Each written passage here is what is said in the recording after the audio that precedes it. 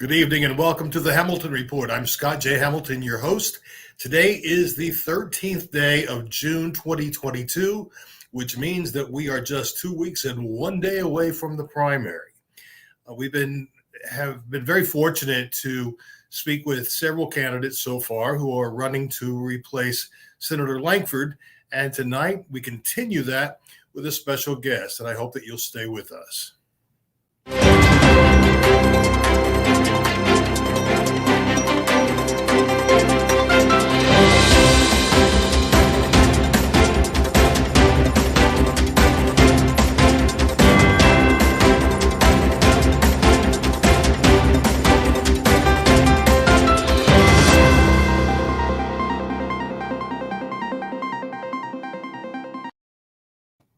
Well, it's been a busy time for our candidates and certainly for all of us in the Oklahoma Democratic Party. Not only is this Pride Month, which by itself makes it a very busy time because candidates are trying to be out and around and meet as many people as possible, but there have also been a number of other things happening in our state. There was a March for Our Lives at the Capitol this past weekend that was very well attended.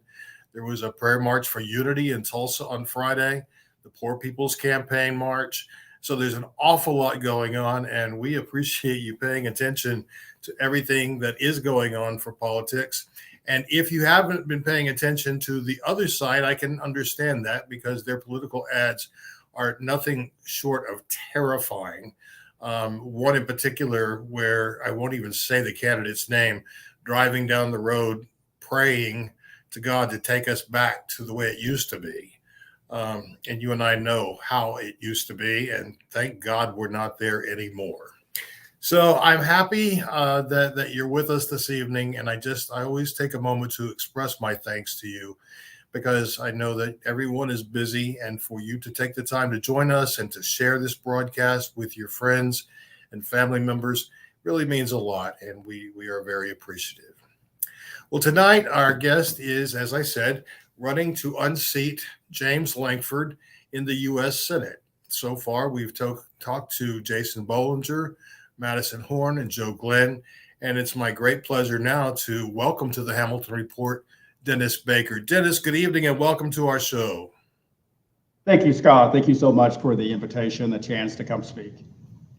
You know, you have been a very busy man, not just this season, but particularly today. You were speaking in Yukon right after this broadcast, correct?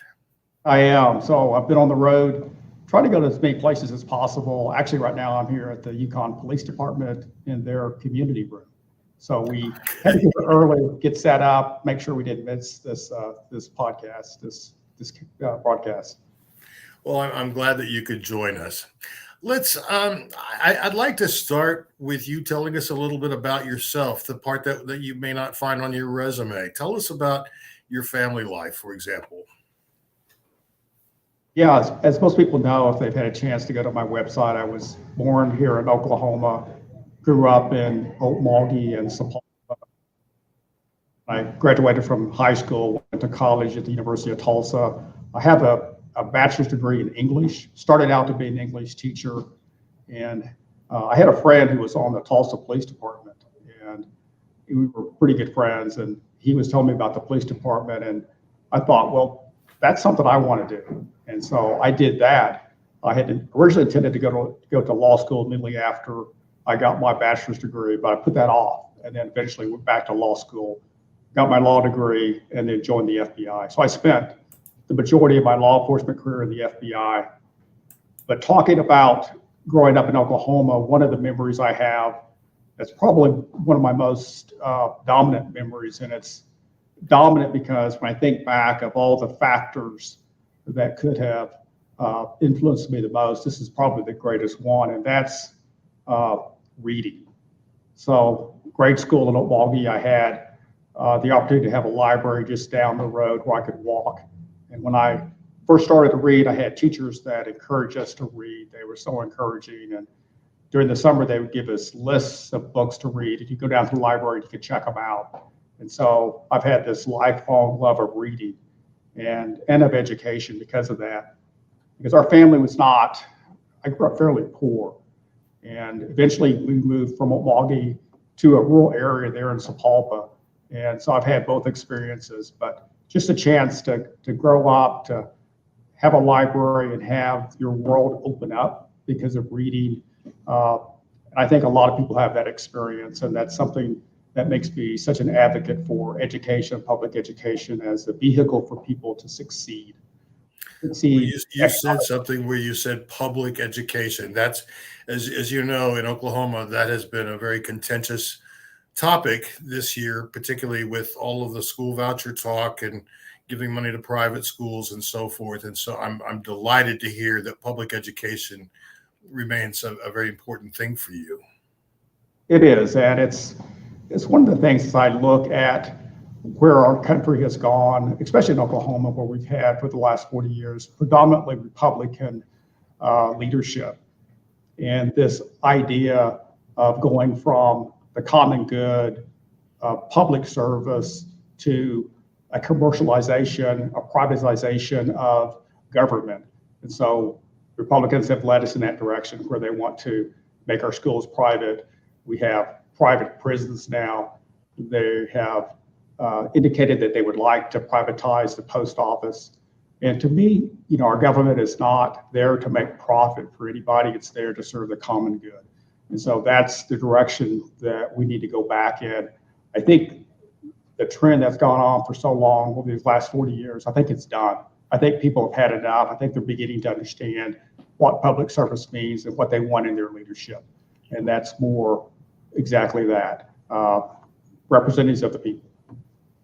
That's exciting because we all know how poorly the privatization of our penal institutions has just wrecked communities, paying low wages to people who put their lives on the line every single day. And there's incentive, very big dollar incentives to incarcerate people. So I tend to follow your thinking on that, because the more privatization, the more we take out of the control of our government.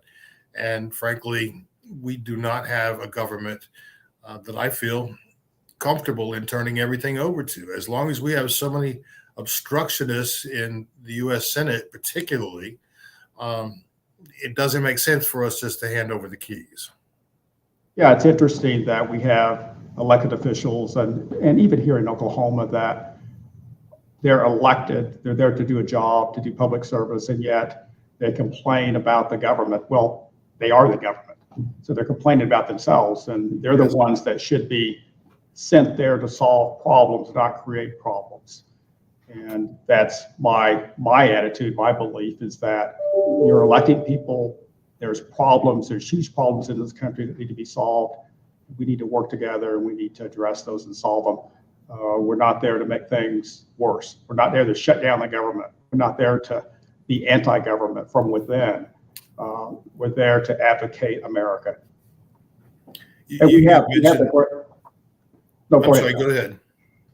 No, I was just going to say that we have this gift of democracy that's been passed to us, and we need to protect it. We need to preserve it. It's the oldest democracy in the world. It's something to be proud of. And if you represent and walk those halls in Congress, you have a duty. You have a duty. And I know, and I strongly believe in that.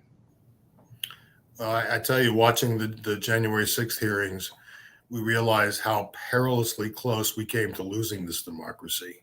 And so it's not something that's guaranteed. You're right. It's something that has to be protected. You mentioned working together. And I want to delve into that a bit. But before I do, you talked a few moments ago about spending most of your career in the FBI. We should point out that you were actually the special agent in charge of, it was Kansas City, is that correct? St. Louis. St. Louis, okay. Yeah, the St. Louis division. And for our viewers, that is the highest rank that anyone can hold in a field office for the FBI. So you didn't get there by magic. You got there by being able to work with different kinds of folks, different kinds of thinking. Would you talk about how that experience positions you to truly work across the aisle? Yeah, that's a good point. So in the Bureau, as you promote, you don't get to stay in one location. You have to move around. So I've had a chance to work in North Carolina. You can probably tell I was there long enough that my accent is, even if I start thinking about North Carolina and working there, it kind of goes back. But I worked in North Carolina, and then after 9/11, after the incident with Al Qaeda, I went to DC. I was in the Osama bin Laden unit, worked collecting intelligence and helping the field offices collect intelligence, and then later went from there to Phoenix. From Phoenix back to headquarters in the inspection division, back out to Sacramento. So just different stops, and each stop learning a new job, but also conducting liaison with local law enforcement and then with the community, because a large part of the Bureau, for our mission to be successful, is for us to have extensive outreach. So we have to work with law enforcement. We can't work against them. And we have to explain our mission, and we have to work with the public. We need their support 100%. And so part of that is explaining what we do and why we do it. We have a Citizens Academy. I know, Scott, you've had a chance to attend some of our Citizens Academy where we kind of open the doors and explain to the public, this is what we do and this is why we do it. So in the Senate, it's the same thing to me, is that you have to have that connection. You have to have your ear to the ground. You have to listen to people and understand their concerns, explain laws. It's difficult to make a law in this country, as you know. It's a lot of work. But before you can make a law, you have to get consensus. You have to explain it. You have to constantly listen and incrementally move that along. Now, I'm going to say a word that Republicans don't like to hear because they think it makes you sound weak. But I'm going to say the word compromise, because in some of the laws that we pass, we may not get everything we want, but we can move it forward a bit, and then later maybe get some more. At least we're making progress. So I will never be someone that's going to vote against something that's in the best interest of our country just because a Republican says this is the legislation I'm proposing. I think that's not good for our country, and this is exactly what you're seeing with Republicans now. Any piece of legislation, any nominee, they vote no, because that's their political strategy. It's not in the best interest of the country. Every single one of our congressional representatives voted against things that truly voted against the interests of Oklahomans. For example, the baby food bill, they voted no on that. They voted no on extra funding for the VA, which if you speak to any veteran, you know that that's a horrific cut, because we have so many veterans who are struggling right now. And to see that our own congressional delegation votes against that. They voted against common sense gun laws. And like you, I have to say that with regard to gun laws, this hardly begins to address some of the things that I think are critical to our society. But if it moves it forward even a little bit, then there's an opportunity to come back and add more to it. So I think you make a very, very valid point there. Dennis, as you have gone around the state talking to people, what are they telling you that they want in a senator versus what they have right now? I think what I'm hearing is issues that matter to them. And when I think of the issues and try to frame this for people, I think of a family sitting around the kitchen table and they're trying to figure out how to pay their bills, how to educate their children. Maybe they have hospital bills, health bills that they can't afford. Maybe they've had a car break down and they can't afford to get it fixed. So issues they have to deal with every day, and that's how I frame it. They're worried about public education. They're worried about college. Can they afford college? So when I talk about that, I always have this saying. I say it a lot because I've learned that you can't just say something once and think people have heard it and you can move on. You have to keep saying it. So I always talk about the things that matter, like a job that pays a living wage so you can afford your own home. So that's a simple phrase, but there's a lot wrapped up in that, because we may have a lot of jobs here. We may say, well, the unemployment rate is pretty low, but these aren't good paying jobs. Right. We have, for example, Walmart, which employs the highest number of recipients of government benefits because they don't pay a living wage. Affording your own home, that's the part of the American dream. Right now, people are being priced out of homes, so action needs to be taken. I say we need to go to good public schools. That's the foundation for all of us. Education is the main thing that's going to advance people and make them achieve the American dream. If you can get a good education, affordable college, we should be able to send our kids to affordable college. They shouldn't have this fantastic debt that's laid at their doorstep as soon as they graduate. And then you should be able to go to the doctor when you're sick and not worry that you won't be able to pay the bill. And so for a lot of families, that's not possible. They put off treatment because number one, they may not have insurance, or number two, they can't afford what the cost is. They can't understand what the cost is going to be because it's got so complicated. And then I talk about safe communities. We all deserve to live in a safe community, and gun violence shouldn't be a part of it. It shouldn't be a part of our routines at school, that we practice drills, that we practice it throughout our businesses. It's a national crisis. It needs to be addressed. And the last part I say again and again, because it wraps it all up in my message, is talking about your constitutional rights that you should be able to practice and not be restrained from. And I'm talking about voting rights, and then also your right to privacy in the Constitution and enshrined in Roe v. Wade. Well, I'm deeply concerned about the upcoming announcement as to what the court's decision is on Roe v. Wade. If the leak was any indication, it's not going to be good news. Worse to me is the logic that Justice Alito is using, basically saying if it's not spelled out in the Constitution, then it's not a right. But what that means is, are we in danger of making interracial marriage illegal again? Are we looking at taking away the rights of LGBTQ people from marrying? Are we taking away women's rights to vote? At what point does it just become ludicrous? And so how would you go about protecting the rights that we have enjoyed for so long? Well, I support the Women's Health Protection Act. And I know that passed in the House. It's been filibustered in the Senate.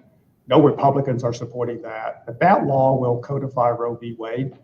That's the initial step.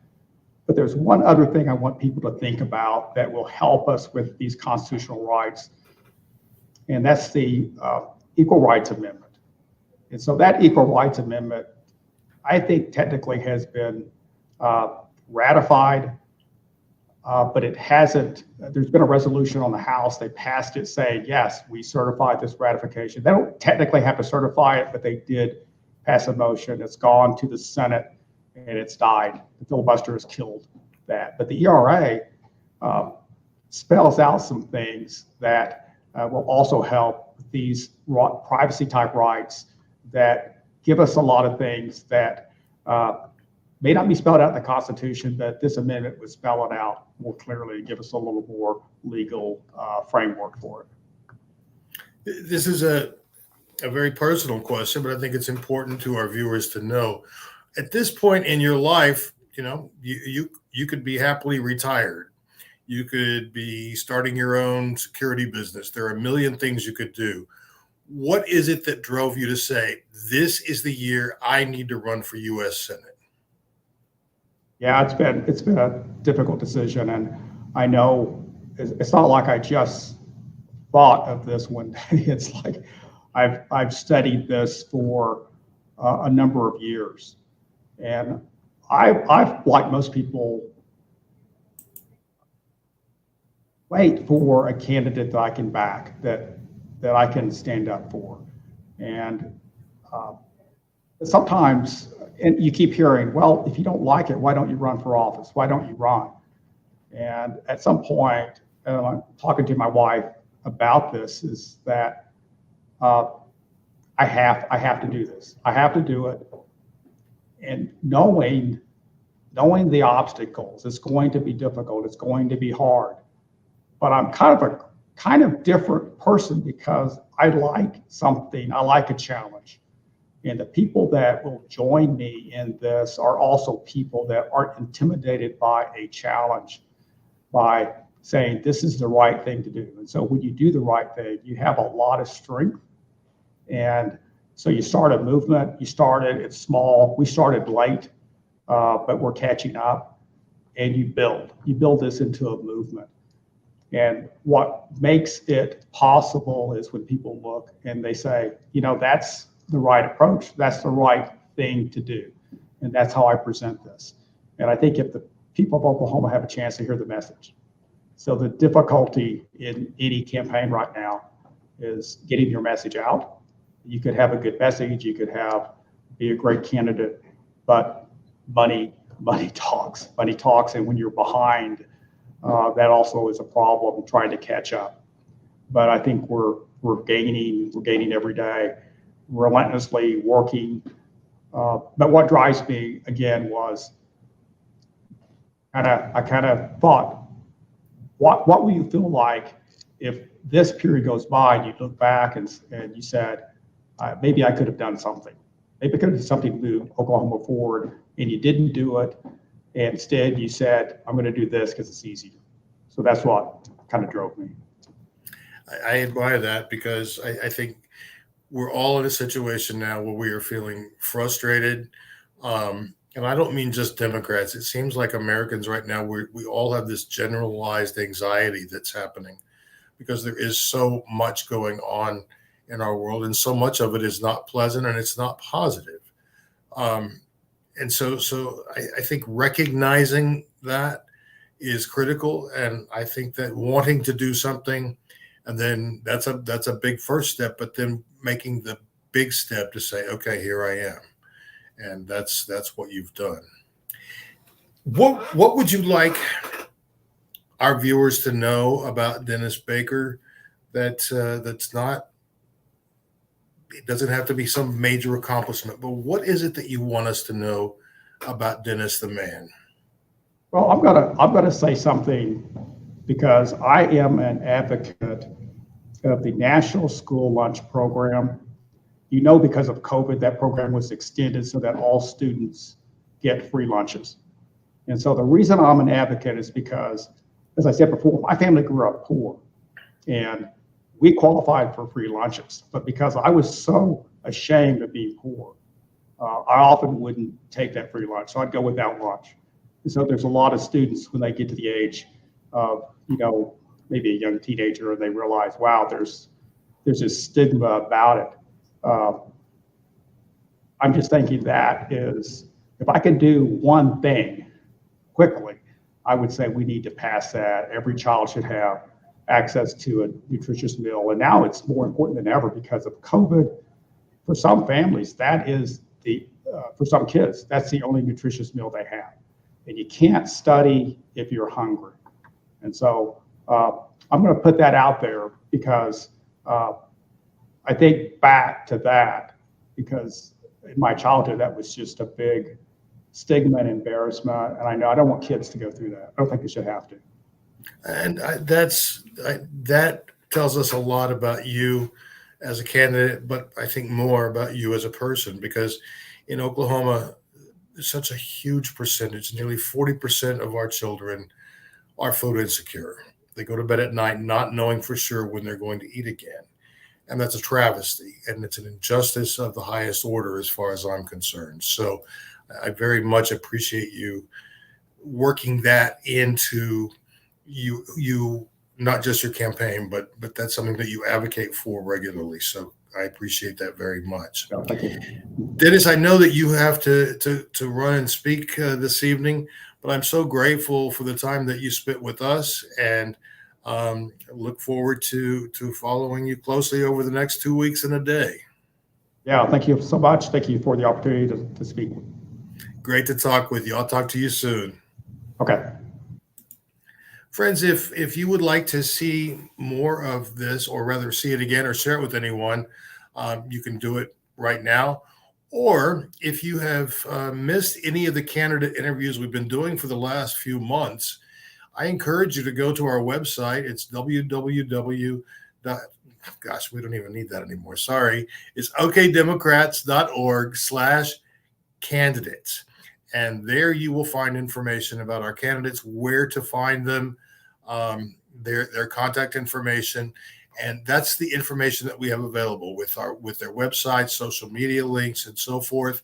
And also, this is a pretty cool feature that our communications director, Angela Allman, put into place. In addition to just their contact information, any of the folks who we have interviewed on the Hamilton Report, there's a link right there to their interviews. So if there's one that you've missed, go back and look at it, because this is a great way to get to know our candidates, and a great way for you to understand a little bit more about the person and what's motivating them to make a giant step in public service. And I want to take just a moment to truly thank all of our Democratic candidates.